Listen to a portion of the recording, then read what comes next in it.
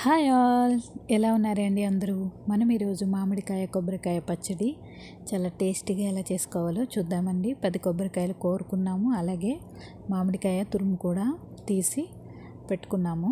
తర్వాత కళాయిలో పచ్చిమిర్చి, ధనియాలు, జీలకర్ర వేసుకుని బాగా ఫ్రై చేసుకుని దాన్ని మిక్సీ పట్టేసుకున్నాం. మిక్సీ పట్టుకున్న మిశ్రమాన్ని మనం మామిడికాయ, కొబ్బరికాయ వేసేసుకుని అలాగే మన మిశ్రమాన్ని కొంచెం కొంచెంగా వేసుకుంటూ బాగా కలుపుకోవాలండి. అలాగే ఉప్పు కూడా వేసుకుంటూ మనం మొత్తం మామిడికాయ, కొబ్బరికాయ తురుము ఉంది కదండి, ఆ తురుముని బాగా కలుపుకోవాలి. మనం ఉప్పు సరిపోయిందో లేదో చూసుకుంటూ, అలాగే మనం మిక్సీ పట్టిన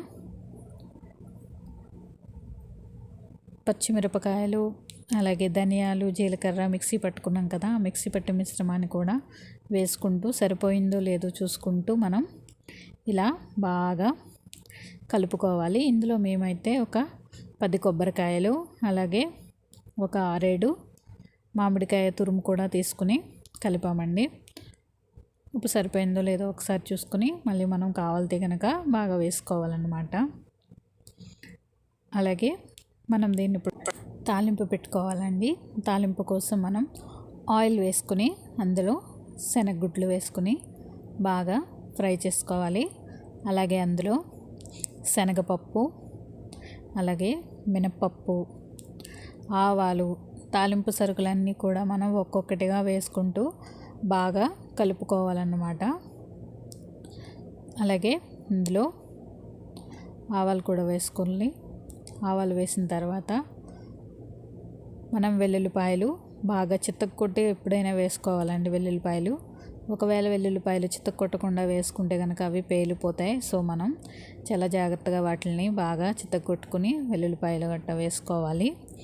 జీలకర్ర వేసుకున్నాం, అలాగే వెల్లుల్లిపాయలు, ఎండుమిర్చి, కరివేపాకు ఇవన్నీ కూడా ఒక్కొక్కటిగా మనం ఇందులో బాగా వేసుకుని బాగా ఫ్రై అవ్వాలి, వేసుకోవాలి. ఎండుమిర్చి అలాగే కరివేపాకు మనం వేసుకున్న తర్వాత మనం ముందుగా కలిపి పెట్టుకున్న మిశ్రమం ఉంది కదండి, కొబ్బరికాయ, మామిడికాయ తురుము వేసి పెట్టుకున్నాం కదా, అది కూడా ఇందులో వేసుకోవాలి. పసుపు కూడా వేసుకోవాలి. పసుపు వేయడం వల్ల మనకి కొబ్బరికాయ పచ్చడి అనేది మంచి కలర్ఫుల్గా వస్తుంది. సో మనం ముందు పెట్టిన మిశ్రమాన్ని తీసుకుని దాన్ని కూడా మనం ఇందులో వేసేసుకోవాలి. వేసేసుకొని మొత్తం తాలింపు మన మిశ్రమానికి పట్టేటట్టుగా మొత్తం అంతా కూడా ఒకసారి మనం కలుపుకుందాము. ఇది మేము ఒక ఫంక్షన్కని చేసిన పచ్చడి అన్నమాట. టేస్ట్ అయితే చాలా చాలా బాగా వచ్చింది. అంతేకాకుండా చాలా పుల్లగా, కారంగా కరెక్ట్గా సరిపోయింది. అందరూ కూడా చాలా బాగుంది అన్నారు. సో మీరు కూడా ఒకసారి మీ ఇంట్లో ట్రై చేసి ఎలా వచ్చిందో కామెంట్ సెక్షన్లో తప్పకుండా ఒకసారి కామెంట్ చేయండి. అలాగే మన ఛానల్ని సబ్స్క్రైబ్ చేసుకోండి, లైక్ చేయండి, షేర్ చేయండి, కామెంట్ కూడా చేయండి. మరిన్ని వీడియోస్ కోసం మన ఛానల్ని రెగ్యులర్గా ఫాలో అవుతూ ఉండండి. సబ్స్క్రైబ్ చేసిన వాళ్ళందరికీ కూడా చాలా చాలా థ్యాంక్ యూ అండి.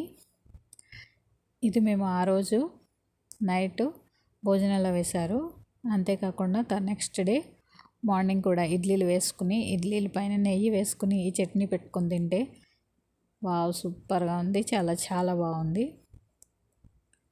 మీకు కొబ్బరి పచ్చడి ఎలా తింటే ఇష్టమో, వేడితో తింటే ఇష్టమో కూడా కామెంట్ సెక్షన్లో కామెంట్ చేయండి. మీరు కూడా ఒకసారి డెఫినెట్గా ట్రై చేయండి.